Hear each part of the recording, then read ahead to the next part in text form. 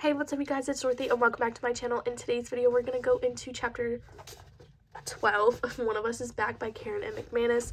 So let's get right into this video. Cooper, watch out. And it's kind of convenient, right, that my dog's name is Cooper. One of the characters in our book, his name is Cooper. Anyways, this video may contain sensitive topics and foul language. If you do not wish to continue, I suggest you click off the video now. You have been warned. Addie, Sunday, July 5th. It's been more than a year since I graduated, but when I hop off the back of Nate's motorcycle in the Bayview High parking lot, time slips away for a few seconds. I feel like her again, Adeline Prentice, the always anxious princess of Bayview High. I used to linger in the parking lot until the bell rang every morning, locked in Jake's embrace and worrying about half a dozen petty things at once, his mood, my hair, and whatever was front and center, my latest friend drama. Like whether the snotty remark I made about Vanessa's new boyfriend would get back to her. It did. Or whatever I did, I'd get more votes than Keeley for prom queen. I didn't.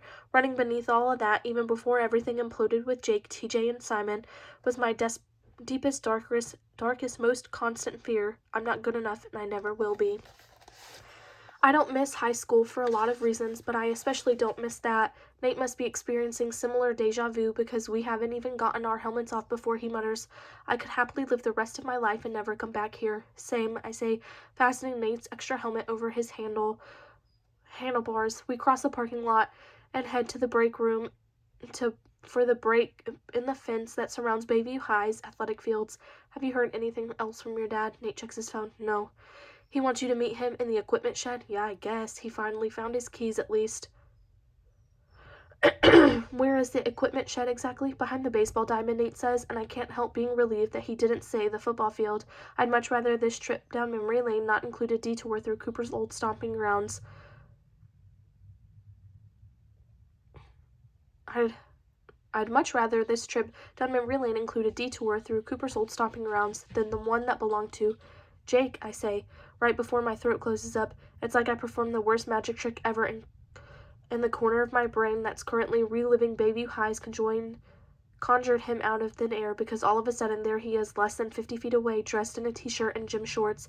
He's standing beside home plate next to a burly man who turns our way, and I stop dead in my tracks. Oh fuck, Nate says under his breath. God damn it.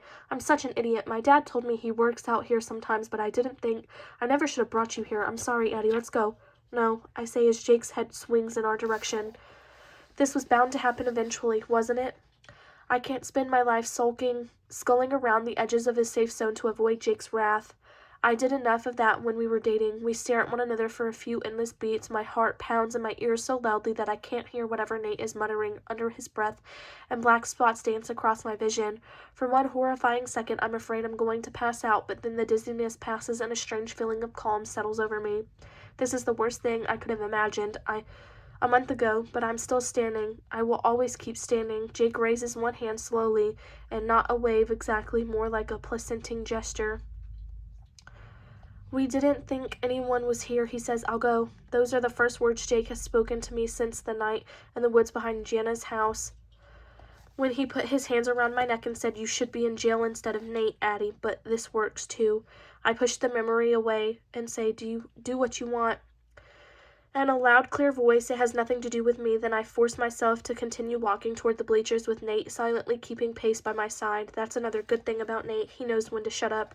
Addie, Jake calls off after me. Of course he can't leave well enough alone. He made a solid attempt at acting conciliatory for the benefit of whoever the guy next to him is, but Jake has never been able to let me have the last word. You okay? Nate asks once we've disappeared from sight. Beneath the bleachers, raking one hand through unruly dark hair. I'm really sorry about that. You handled him like a pro, but you shouldn't have to. My dad's call got me kind of rattled, and I'm fine. I break in, a little surprised to realize it's true, maybe because an unexpected Jake sighting is only the second worst thing to happen today. Also, I hardly ever get to see Nate flustered, so I should enjoy it while I can. Pat his arm and add, I understand, but your friends are here for you, Nate. Nobody will judge you for being a secret Hanson fan. You know what? I'm keeping the ringtone. Fuck all of you. That's the spirit. Now where is she? Now where is the... Before I can say equipment shed, Patrick McCauley materializes in front of us. and I register the small, squat building behind him. He's wearing a faded t-shirt and jeans that look too big for him, a ring of keys clipped onto the sagging belt loop. I've seen Nate's dad in passingly a few times since Nate and I started hanging out, and I'm struck by how careworn he looks. Every line of his face is etched with tension as he calls out, "Is the ambulance here?" Nate and I exchange startled glances. "Ambulance?" Nate asks, a hard edge creeping into his voice. "What's going on? Are you drinking?" Nate had to call an ambulance for his father more than once when Mr. Macaulay's alcoholism was at its worst. So I'm not surprised that his mind instantly goes there. "But Mr. Macaulay doesn't seem drunk. He seems worried." No, no, no," Mr. Macaulay says, snapping a rubber band on his wrist. "It's not for me. For me, it's just I thought they'd be here by now. I called them right after I called you. I should have called them first, but I got a little panicked. It felt like this was my fault somehow." He unclips the keys from his belt and stares at them like he has no clue how they came to be in his possession. "Because of these, I guess. Your fault because of—" Nate trails off, too confused to do anything except focus on the keys. "Where'd you find them?" Mr. Macaulay snaps the rubber band again. "Well, I did what you said. I retraced my steps at work, went to all the places I'd been last week. When I got to the shed, they were dangling from the lock. But then I opened the door and—" He looks over his shoulder. "We better get back. I shouldn't have left her.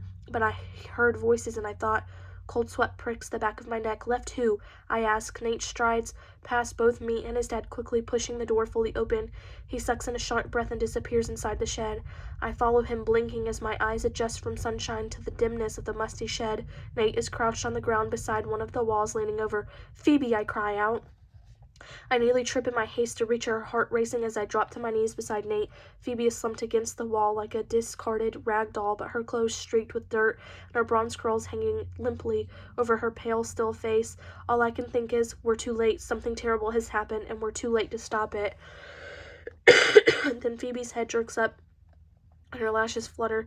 "Oh, thank God," I say breathlessly. At the same time, Nate growls. "What the hell is this?" "Huh?" I ask, cupping Phoebe's chin with one hand and staring into her eyes. "Phoebe, can you hear me? It's Addie and Nate. You're okay. Help is coming." Her eyes close again, but her breathing is steady and she looks unhurt except for her arm, Nate says as my eyes drop and I let out a shocked gasp.